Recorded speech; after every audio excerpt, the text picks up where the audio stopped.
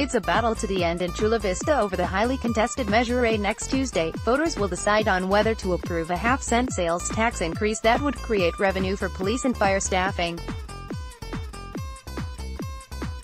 Police officers and firefighters are going door-to-door on weekends, trying to drum up support for Measure A. They'll be out again this Saturday, June 2nd, from 9 a.m. to 1 p.m., beginning at Memorial Park. However, not everyone in Chula Vista is in support of the tax increase, even though it's for public safety. Russ Hall is the organizer of Just Say No on Me, a group of concerned residents hoping to stop Measure A from passing on Tuesday.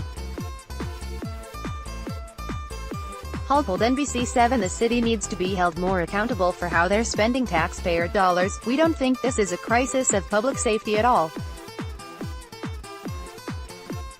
This is a problem of Chula Vista not having their spending priorities in order," said Hall.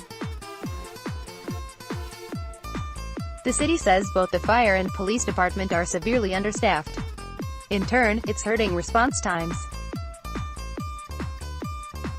Both departments have failed to meet response time goals for several years in a row. "When it takes the officers a longer period to respond because we're short-staffed, what happens is it builds this disconnect with the community," said Chula Vista Police Chief Roxana Kennedy. In 2016, voters approved Measure P, a 10-year, half-cent sales tax. That money was earmarked for infrastructure needs, like fire stations and equipment. Revenue from Measure A would go into a general fund, and that's a concern for many in Chula Vista. There will be an oversight committee put in place to make sure the money from Measure A is only used for police and fire staffing. If Measure A passes, Chula Vista will tie for the highest sales tax in the county, at 8.75%. Fire Chief Jim Gearing told NBC7 he'll be able to add 36 firefighters with that extra money.